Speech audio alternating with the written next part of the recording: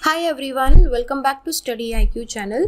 आज हमारा UPSC mains answer writing practice में हम जीएस 3 का एक टॉपिक ले रहे हैं which is in investment and infrastructure.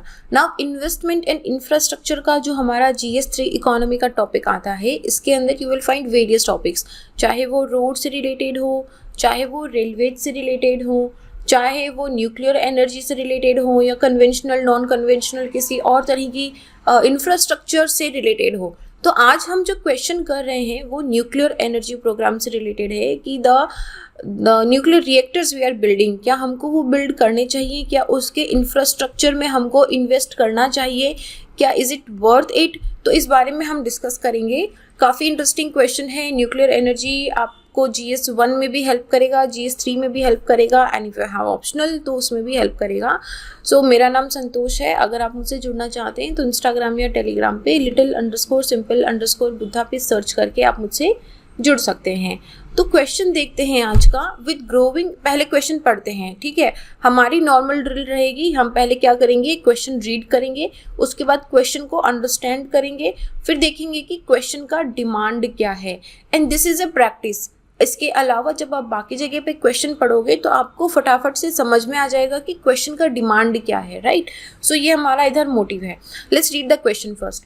Question बोल रहा है, with growing energy need, should India keep on expanding its nuclear energy program? Question mark. Discuss the facts and fears associated with the nuclear energy. Question के दो part हैं, divide कर देते हैं। पहला पार्ट है कि जिस हिसाब से एनर्जी ग्रोथ हमारी एनर्जी नीड हमारी ग्रो हो रही है, चाहे वो पॉपुलेशन की एनर्जी डिमांड को फुलफिल करने के लिए हो, चाहे वो इंडस्ट्रीज़ के लिए हो, चाहे वो रिसर्च एंड डेवलपमेंट के लिए हो, the demand of energy is growing continuously. तो ऐसे में क्या हमको न्यूक्लियर एनर्जी प्रोग्राम पे डिपेंड करना चाहिए? क्या हमको अपना न्यूक्लियर एनर्जी प्रोग्राम को एक्सपेंड करना चाहिए कि जो ग्रोइंग नीड है वो फुलफिल हो जाए? देखो यहाँ पे दो तरह के पॉइंट्स आते हैं। पहला है कि देखो nuclear energy clean energy source है, ठीक है, it is a non conventional energy source. Now conventional में अगर आप देखोगे तो हमारे पास बहुत ही लिमिटेड रिसोर्सेज हैं। देन वी ऑल्सो से कि वो ग्रीन हाउस गैसेज को प्रोड्यूस करते हैं, इमिट करते हैं, तो it is harmful for the environment also. We are trying to restrict, we are trying to move towards the clean energy, right. तो जब क्लीन एनर्जी की बात आती है तो यहाँ पे आप डेफिनेटली अपना ये पॉइंट भी रखोगे कि हम लोग जो ग्लोबल एनवायरनमेंट के कंसर्न्स हैं उनको दिमाग में रखते हुए, plus the population need, the industrial need, the research and development need, सबको बराबर बिजली मिलनी चाहिए मिनिमम चार्जेस पे। और ये जो burden of growing demand for energy है, it can be met with nuclear energy programme. क्यों? क्योंकि न्यूक्लियर एनर्जी एक ऐसा सोर्स है जो बहुत वास्ट पॉपुलेशन को या बहुत ही वास्ट डिमांड को एक छोटे से रिएक्टर से हम उसको फुलफिल कर सकते हैं। और ये रेदर देन न्यूक्लियर पॉल्यूटेंट बाकी पॉल्यूशंस नहीं फैलाता है। Thermal pollution is also one of the part जिसका सोल्यूशन रखा जा सकता है। तो ये first part of the question है, तो हम पहले इसको आंसर करेंगे। Second part of the question क्या पूछ रहा है, discuss the facts and figures. हमको फैक्ट एंड फिगर मतलब अच्छी बातें और बुरी बातें, आप फैक्ट बताओ कि इतने न्यूक्लियर प्लांट से हमारे इतनी न्यूक्लियर एनर्जी हमारी जनरेट हो रही है, लेकिन इसके साथ फियर एसोसिएटेड क्या है, ये चीज़ हमको डिस्कस करनी है। अब आप बोलोगे कि मैम ऐसे थोड़े फैक्ट याद रहता है। बात सही है, फैक्ट याद नहीं रहेगा तो जितना भी याद रहता है, अगर आपको किसी न्यूक्लियर एनर्जी का उसमें कितना जनरेट हो रहा है, अगर इसमें से कुछ भी आपको याद है तो लिख दो। अदरवाइज प्रीलिम्स में जो न्यूक्लियर रिएक्टर्स के नाम पड़े हैं ना जगह जगह पे, उनमें से कुछ मेंशन कर दो, एक मैप बना के उसको मेंशन कर दो, वो भी चलेगा। देखो यार, जब एकदम फैक्ट याद नहीं है ना तो ये मत सोचो कि याद नहीं है तो कुछ नहीं लिखूंगा। जो याद है, जितना याद है उसी को कंसोलिडेट करके थोड़ा सा मैनिपुलेट करके इसमें लिखना है, ठीक है। ये हमारा हमेशा स्ट्रैटेजी होता है, right. So let's move to the content. Question समझ आ गया, क्वेश्चन का डिमांड समझ आ गया। ऐसा जितना हार्ड क्वेश्चन नहीं, बहुत ही स्ट्रेट फॉरवर्ड क्वेश्चन है। सारे क्वेश्चन के डिमांड को हम आंसर करेंगे। तो देखो जो सब्जेक्ट ऑफ न्यूक्लियर एनर्जी है ना, ये काफ़ी हाईली टेक्निकल है। अभी भी वर्ल्ड की सारी कंट्रीज़ के पास न्यूक्लियर एनर्जी की टेक्नोलॉजी नहीं है, और इसकी वजह से बहुत ही वाइडली पब्लिक इंटरेस्ट भी जनरेट और कंट्रोवर्सी दोनों जनरेट हुआ था। नाउ नेटफ्लिक्स पे अभी मैंने कुछ टाइम पहले एक डॉक्यूमेंट्री देखा था। It was a very good documentary, Chernobyl करके नेटफ्लिक्स पे था ये। बहुत ही थ्रिलिंग था। 5 घंटे का है, उसमें 5 एपिसोड है शायद, अगर आप देखना चाहें तो जस्ट वॉच द चेर्नोबिल। बहुत ही कैप्टिवेटिंग है। इट्स लाइक कि 5 घंटे वो आपको आपकी सीट से नहीं उठने देगा, इवन दो आपको पता है कि चेर्नोबिल में क्या हुआ था, but this just like seeing the situation की जो चेर्नोबिल में जो न्यूक्लियर लीक हुआ था उसकी वजह से कितना बड़ा एक्सीडेंट हुआ है। आज भी वो जगह बिल्कुल बैरन लैंड की तरह हो गई है। सिमिलरली फुकुशियामा जापान के अंदर या फिर 3 माइल आइलैंड यूएसए के अंदर, ये कुछ ऐसे वाइडली रिपोर्टेड एक्सीडेंट्स हैं, ये तो रिपोर्ट करे गए हैं। इनके अलावा बहुत सारे अनरिपोर्टेड भी चले जाते हैं, जैसे चेर्नोबिल के अंदर पहले रिपोर्ट नहीं करी थी रशिया के अंदर जब हुआ था, बट फाइनली उस वक्त क्योंकि रशिया यूएसए का कोल्ड वॉर चल रहा था, यूएसए ने इंसिस्ट करा, उनको पता चला अपनी सैटेलाइट इमेजेस से, and this incident came out. Similarly बहुत सारे इंसिडेंट्स ऐसे हैं जो पता भी नहीं चलता है न्यूक्लियर रिएक्टर के हुए हैं क्या।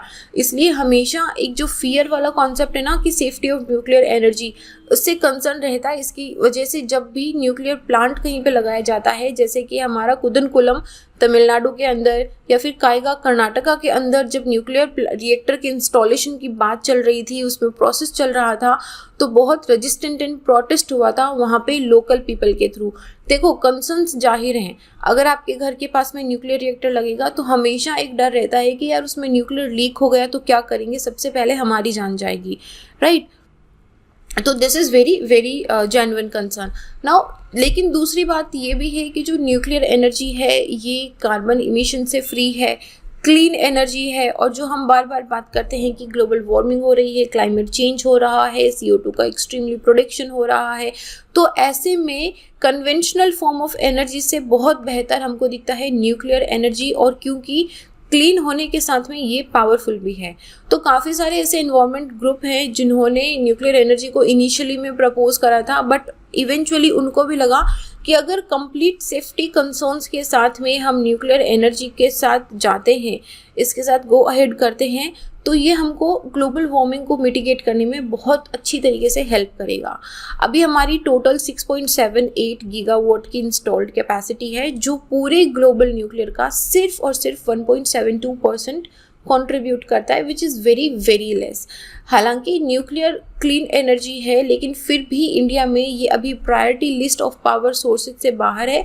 अब देखोगे गवर्नमेंट एक प्रायोरिटी लिस्ट बनाती है, उसमें जो बैंक्स होती है वो लोअर रेट पे लोन देती है, तो वो प्रायोरिटी लिस्ट में अभी न्यूक्लियर एनर्जी का नाम नहीं आता है। सेंट्रल इलेक्ट्रिसिटी अथॉरिटी ने अप्रैल-जुलाई 2018 में ये बताया था कि इंडिया ने 13.47 billion unit of nuclear power है compare to 51.72 billion unit.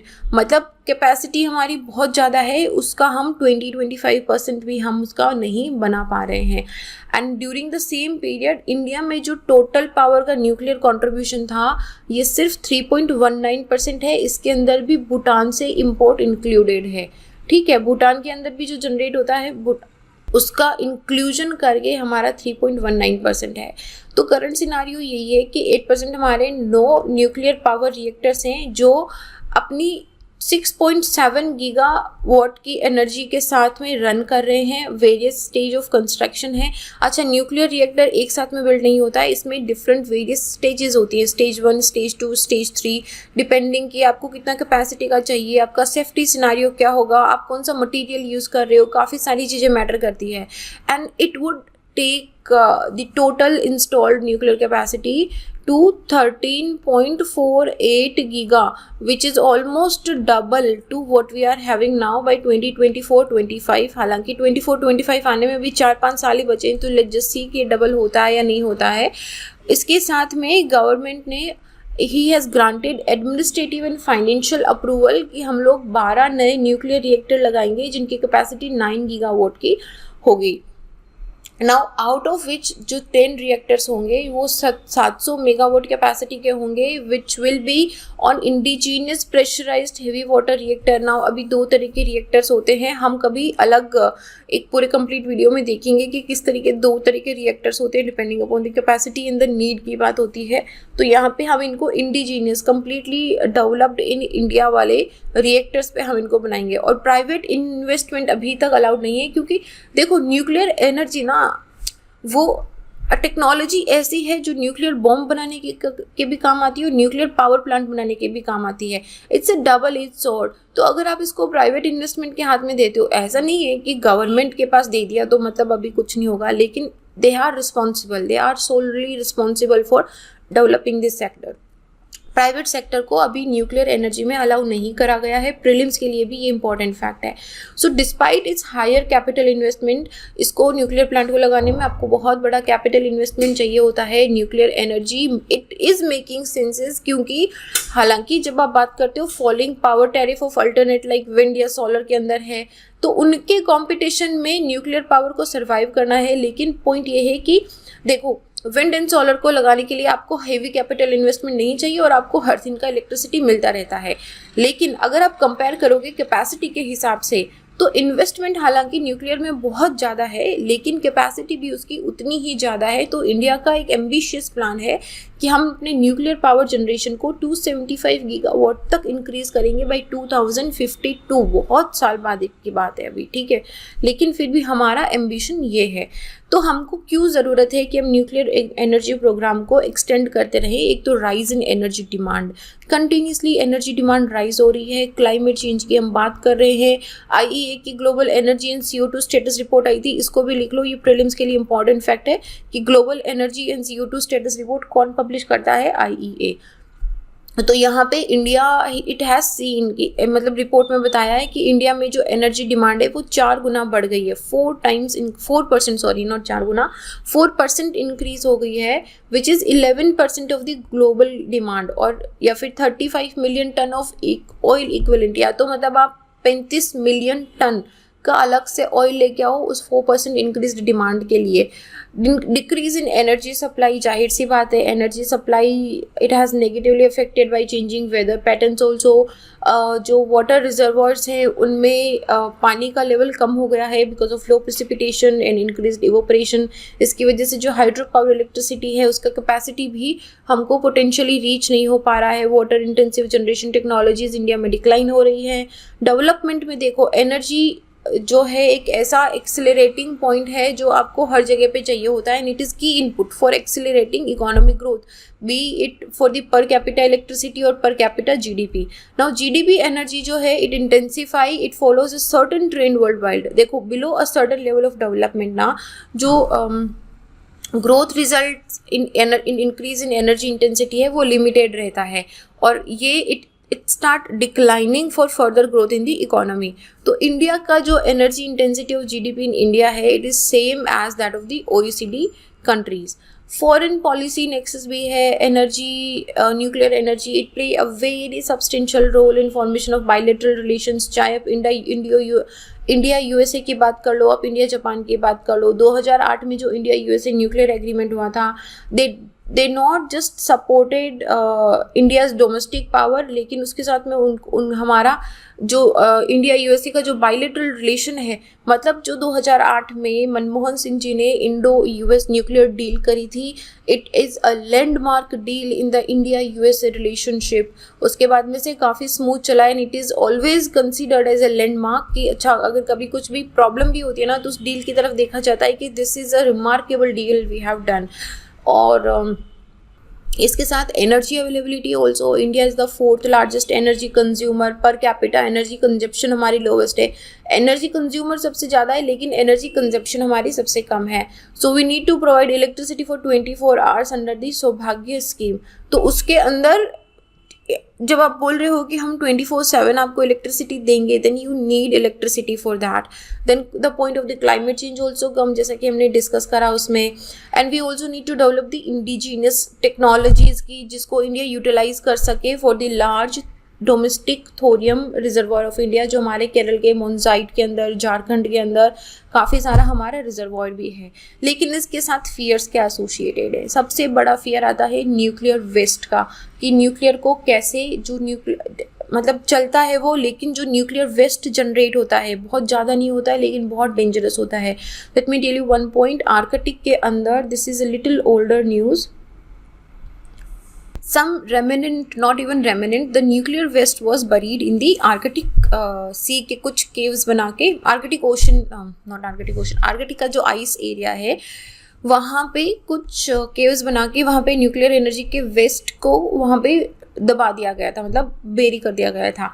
Now global warming के अंदर जब आइस मेल्ट होना स्टार्ट हुआ, दैट न्यूक्लियर एनर्जी का वेस्ट स्टार्टेड कमिंग आउट, और उसने इतना हैवॉक मचाया, आप रीड कर सकते हो उसे गूगल पे कहीं पे, बट यू विल अंडरस्टैंड कि न्यूक्लियर वेस्ट कितना डेंजरस होता है। इसको डिस्पोज करने के लिए डिस्पोज नहीं होता है, क्योंकि आपको पता है कि इसका जो लाइफ सर्कल होता है वो बहुत लंबा होता है ना। तो इसको हम लोग एक बहुत ही स्पेसिफिकली कंटेनर के अंदर बंद करके इसे ज़मीन के अंदर गाड़ दिया जाता है, जहाँ पे कोई इसको डिस्टर्ब ना करे बहुत लंबे आने वाले सालों तक। तो जैसे कुदनकुलम के लोगों को, they have been protesting for decade as they worry कि जो हॉट वाटर, अच्छा एक थर्मल पोल्यूशन भी एक ऐसा इसका अनदर कंसर्न रहता है कि जो न्यूक्लियर एनर्जी का प्लांट बहुत एनर्जी, जो न्यूक्लियर रिएक्टर होता है, न्यूक्लियर रिएक्टर बहुत एनर्जी को डिस्पेट करता है। तो उसको कूल डाउन करने के लिए, क्योंकि उसको एक सर्टेन अमाउंट ऑफ एनर्जी चाहिए, अदरवाइज वो अनकंट्रोल्ड हो जाएगा, तो उसके लिए उनको कंटिन्यूसली ठंडे पानी का सप्लाई चाहिए होता है, वो उसमें सर्कुलेट होता है और वो उसकी एनर्जी को अब्जॉर्ब करता है, फिर वो गर्म पानी को बाहर निकाला जाता है। सो वो बहुत बार वो जो गर्म पानी निकलता है, हॉट वाटर, वो सीधा का सीधा, ये जनरली कोस्टल एरियाज़ के पास में अगर होते हैं तो, या फिर रिवर के पास में होता है, तो उसमें सीधा उसको डिस्पोज कर दिया जाता है। तो उसकी वजह से मरीन लाइफ हो गया या फिर जो एक्वेटिक लाइफ है वो पूरी की पूरी डिस्टर्ब होना स्टार्ट हो जाती है, क्योंकि उनको सस्टेन करने के लिए एक पर्टिकुलर टेम्परेचर ही चाहिए होता है, और जब हम इतना गर्म पानी उसमें डालेंगे तो उसका टेम्परेचर चेंज होने लग जाता है। Then displacement of the local communities, hazard risk भी है, जैसे चेर्नोबिल या फुकुशिमा वाला जो इंसिडेंट हुआ था। और उसके बाद में कंट्रीज जैसे Germany, they begin to undergo nuclear phase out, shutting down the nuclear energy unit. तो उससे और भी लोगों को मोटिवेशन मिला कि हमको इस चीज़ के बारे में फिर से रीथिंक करना चाहिए, that we really need nuclear energy at the risk of our people, at the risk of our lives. Then health hazards भी होते हैं, क्योंकि न्यूक्लियर पावर जनरेशन जो है ये रेडिएशन को आयोनाइज करती है, इनविजिबल पॉइजन है which is unsafe in all the doses. Radiation cancer या जेनेटिक डैमेज कर सकता है, या फिर अगर न्यूक्लियर प्लांट एक्सपोज होता है, not just the occupational worker, लेकिन जो आसपास की पब्लिक भी है उनको भी रेडियो एक्टिव हजार्ड हो सकता है काफ़ी सारे तरीक़ों से। तो डिसएडवांटेज ऑफ न्यूक्लियर पावर की अगर हम बात करें तो इज़ इट अ रियलिटी और इज़ इट अ मिथ?